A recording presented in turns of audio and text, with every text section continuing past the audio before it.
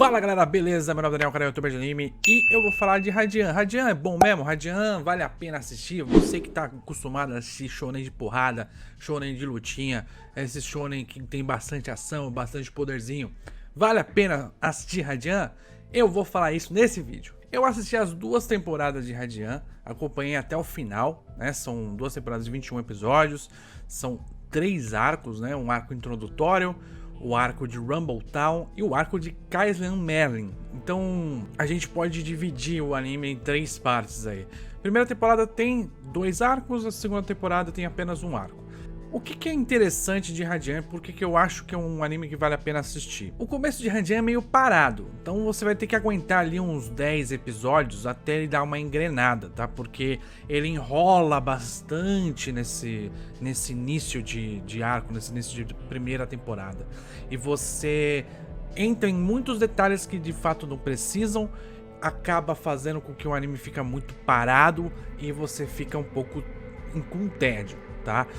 Isso muda completamente na segunda parte, que é o arco de Rumble Town, em que a atividade do anime fica assim muito grande e você tem muita cena importante, muita cena interessante, fala bastante sobre a aceitação do diferente, fala bastante sobre um povo pode ser controlado, né, através de mentiras, através do poder. Ele tem muito essa questão no arco de Rumble Town, que é a questão política barra poder barra inquisição, né? Radiant fala bastante sobre essa questão de comparação entre a caça aos bruxos da Inquisição, né? E também a questão do preconceito. Então ele junta esses dois temas, podemos dizer assim, para poder falar, para poder criar uma história. Como ele faz isso? Os feiticeiros, eles não são todos iguais, cada um é diferente. E por cada um ser diferente, acaba abordando essa questão do preconceito, essa questão de você aceitar o diferente, você aceitar o que é monstruoso para você, né? Porque os feiticeiros são tratados como monstros, então você tem literalmente o anime te falando assim: olha, as pessoas são todas diferentes, não é porque são diferentes são monstros. Já os nossos queridos inquisidores, né, o pessoal que tá caçando os feiticeiros, eles já são todos muito parecidos, eles seguem a mesma estética, digamos assim. Os feiticeiros não, os feiticeiros são negros, brancos, pequenos, grandes, adultos, crianças, são variados. Eu vi uma criança inquisidora até o momento do anime, né? Eu não vi ninguém da Inquisição sendo, sabe, muito diferente. Você tem o povo que não é feiticeiro e eles são considerados os normais, né? Eles são considerados o povo, porque os feiticeiros nem considerados povo são no começo do anime. Tanto é que existe Kaizen Merlin, que é uma cidade dos feiticeiros, onde os feiticeiros vivem em paz com a cidade, ao redor dela. Então, como eu falei, o anime tem literalmente essa busca por falar em preconceito e falar também sobre o preconceito institucionalizado, que é o preconceito que é apoiado pelas instituições. Os feiticeiros são caçados e o povo é estimulado a denunciá-los, saca? E sendo que tem um aspecto importante dos feiticeiros, que é basicamente eles que protegem a sociedade de monstros, de fato, monstros gigantescos, monstros que são parecidos com bichos, que são os Nêmesis, né? Os Nêmesis são esses monstros criados por algum motivo que a gente não sabe, é um grande mistério. Então essa questão do mistério também é muito presente em Radiant, o mistério sobre o que é Radiant. Dizem que se você encontrar o Radiant, você pode parar a ameaça dos Nêmesis. E os Nêmesis, eles são tratados em diferentes pontos do anime como algo realmente perigoso e como algo que, peraí, tem o outro lado também. Então também existe um mistério com relação aos Nêmesis. E assim, você pode perceber que eu estou falando muitas características do anime, porque ele é um anime muito criativo. Ele consegue fazer coisas muito diferentes com relação a personagens, com relação a criação de mundo de uma maneira geral. O mundo é muito criativo. A ordem do mundo é muito criativa. Você tem todas essas divisões, e essas divisões elas de fato são justificadas no anime. Você não vê nada jogado assim, sabe? Tudo tem um motivo para ser como é e estar como está. Então, a Inquisição tem um motivo para estar muito forte. Os feiticeiros têm um motivo para estarem sendo subjugados, né? Há uma regra que é bem estabelecida e seguida pelo anime a ponto de não dar tempo e não dar situações onde ele pareça contraditório. Então, o grosso do anime, o que é bom nele de fato, é essa questão de criação, de formação de mundo, criatividade dos personagens e dos monstros e dos poderes de uma maneira geral. Embora o Seth mesmo ele tenha basicamente uns 2 poderes durante o anime inteiro, a criatividade ela é muito presente em vários outros aspectos e principalmente nos aspectos sociais. Agora, para falar um pouco dos personagens, eu tenho que citar os, digamos, 4 principais, que é a Okuko, a Melee, o Seth, propriamente dito, e o Doc. Lembra muito One Piece, né? Essa questão do Seth viajar e acabar conseguindo pessoas ao redor dele que vão com ele, tá? Lembra bastante One Piece. Mas diferente do Luffy, que quer de fato ter parceiros, o Seth tem uma certa resistência e as pessoas apenas se juntam a ele por questão de afinidade.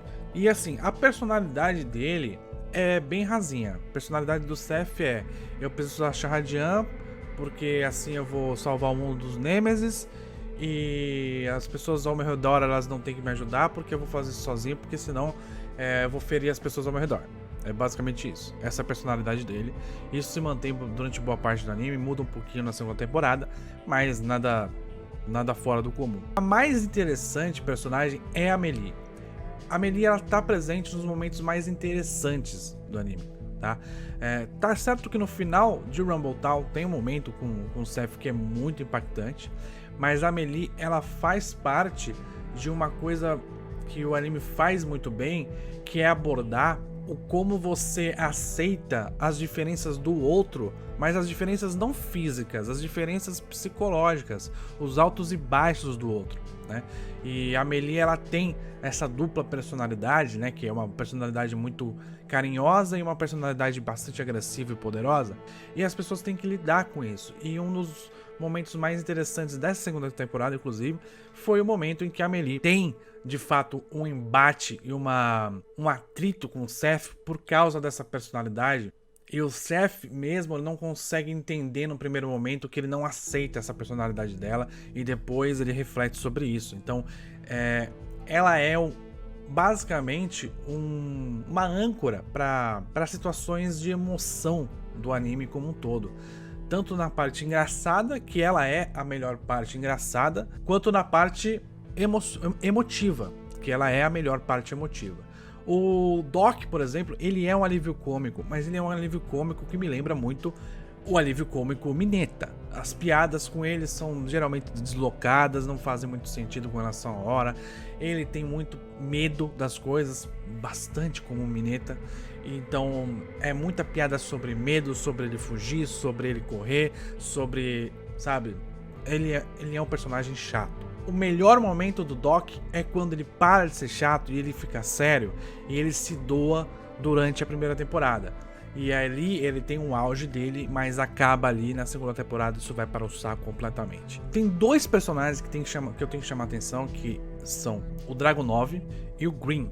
Esses 2 personagens eles são bastante misteriosos, mas eles têm uma personalidade muito forte. Diferente do Seth e dos outros, até do Doc principalmente, eles têm uma motivação que não é revelada, mas eles têm uma ética, a ética deles é muito presente durante o anime. Você consegue perceber nuances de personalidade nesses 2 personagens. O Dragunov, ele tem questionamentos, ele obedece muito à Inquisição, mas ele questiona muito a Inquisição. Ele é um ponto de questionamento na Inquisição e é o único até o momento. O Green, ele é uma presença rebelde e muito poderosa.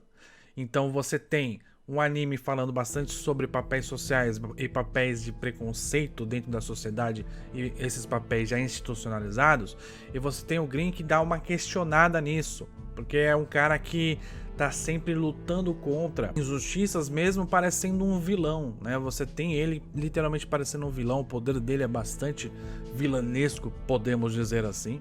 Então você tem o Green questionando essa parte de status quo, né, que está definida. Ele tá ali para estragar um pouco toda essa questão do status quo. Ele tá ali para quebrar um pouco essa relação entre feiticeiros e inquisidores, né? E outro personagem que eu gostaria de destacar é a Ameline do segundo arco, né, o arco de Rumble Town da primeira temporada, que ela faz um papel assim tanto importantíssimo do ponto de vista do desenvolvimento do Seth, quanto do desenvolvimento da história, porque a história ganha um peso muito grande com o que acontece com a Ameline. Isso faz muito o Seth olhar para ele mesmo e se questionar sobre o que ele está fazendo, e isso muda bastante o personagem de uma temporada para outra, tá? A gente não sente tanta diferença porque existiu um gap, né, entre a primeira e a segunda temporada, mas a diferença do Seth da primeira para a segunda temporada é bem considerável, graças muito a Ameline. E por último eu queria falar da Okuha, porque ela é digamos, uma das personagens principais desse arco de Kaizen Merlin. Assim, ela não tem também muita profundidade, ela também tem uma coisa só, digamos assim. Ela é uma pessoa muito justa, e ela tá buscando justiça, e ela quer ser uma cavaleira de Kaizen Merlin, e acabou. Ela não tem muito mais além disso, né? Inclusive, o que acontece no final da temporada, pra mim, é meio sem noção, porque, assim, ela vai descobrindo as coisas que estão acontecendo nos bastidores, digamos assim, de Kaizen Merlin, meio que sem querer, né? E quando chega no final da temporada, não faz muito sentido o que acontece com ela, o prêmio que ela ganha no final da temporada, dessa segunda temporada, não faz muito sentido porque ela descobriu meio por sem querer. Ah, mas ela teve coragem de falar, mas não é o bastante para o prêmio que ela conseguiu no final da temporada. É uma personagem que ela é legal, ela é bacana, ela é poderosa, ela é criativa, mas as coisas vão acontecendo com ela, ela vai tendo sorte. Então, pra mim, é uma das personagens mais fracas do anime como um todo, e como fica muito tempo nela nessa segunda temporada, a segunda temporada pra mim foi mais fraca do que a segunda parte da primeira temporada. Então, Radiant é um anime daorinha, nota 7, assim, sabe? Aquele que passou de ano com um pouquinho de dificuldade. A animação também não... daquelas coisas, assim. Tem momentos que brilha.